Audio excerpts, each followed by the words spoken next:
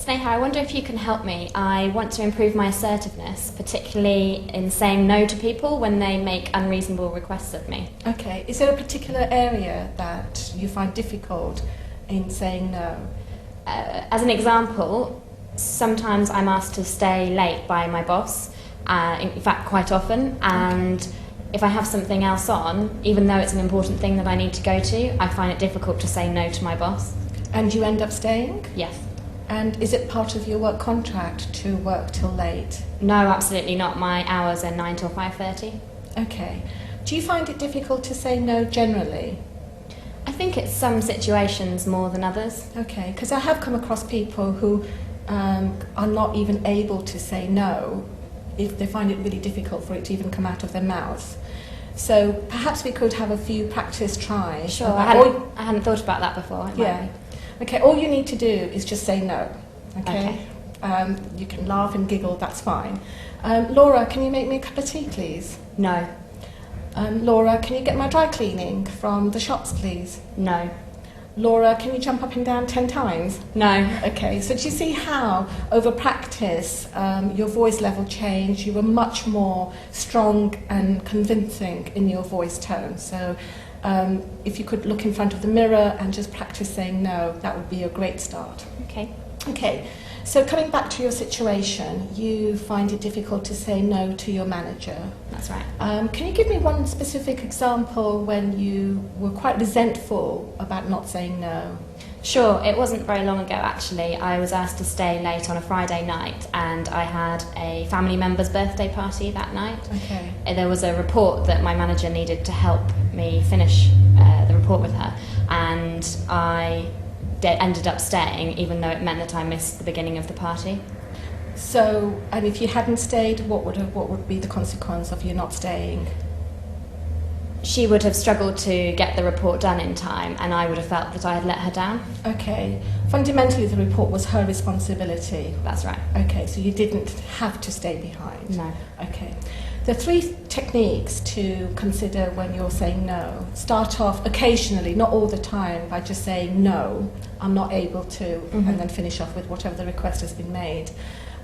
In relation to your manager, the techniques are, if she makes a request to you, you would repeat what she'd asked you to do, have an and in between, and then finish off with the explanation.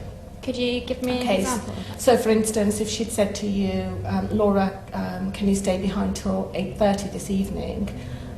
What you would say is, no, I'm not able to stay behind till 8:30 this evening because I have an important party to go to. And then she'd say, it's really important that we complete this report. And you would respond back by saying, I know it's really important for us to complete this report, and that's where the and comes in. I have a very special party I need to go to this evening. So it's almost like I'd want to put a but where you're saying that I have to put the and. Yeah, the and makes it flow better, whereas the but, you're contradicting yourself. And if you're contradicting yourself, it means that as your manager, it gives me permission to contradict what you want to do. Okay, that's interesting. So should we have a practice run? Sure. So basically, what you're doing is you're repeating what I'm saying, using the word and then finishing off with the last line, and I have a very important party to go to. Okay. And that technique is called the broken record technique. So you just keep repeating it over and over to me. Okay?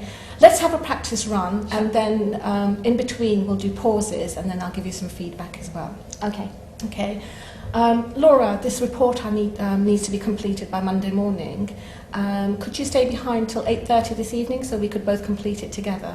No, I can't stay behind this evening. I've got a party to go to. Well, this report is really, really important, and it needs to go to the directors by Monday morning. I know that the report's important, and I have this party that I really have to go to. That was really well said. Okay, let's practice a couple of times. Your voice was very clear. You acknowledged me, and I can't then argue back with you when you've acknowledged what I've said. Okay, so we'll just have a couple more runs. So Laura, this report is about our figures, our projections for next year, and if I don't send it in time, I'm going to get into real trouble. Yes, I know you may get into trouble, and I do really have to go to this party this evening. Okay, to backtrack a little bit, when you're talking about emotions, it's not, then you're not coming across as sympathetic, okay? So when you're repeating what the manager has said, stay with the facts.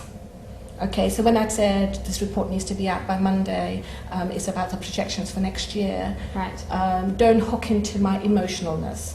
Okay, does that make sense? It does make sense. Okay, so let's do that line again. Laura, this report is really important because it's going to project the facts and figures, and I don't want us to get into trouble. I know it's a really important report for the facts and figures for the company, and I really do have to go to this party this evening. Well, Laura, you're my favourite staff member, and I know I can trust you. You can trust me, and I do have to go to this party this evening. It's Well, really important to me. Okay, that's really well said, yeah. Well, there isn't anybody else I can turn to about putting this report together. I'm relying on you, Laura. I do definitely have to go to this party this evening. Okay, all right, that's fine.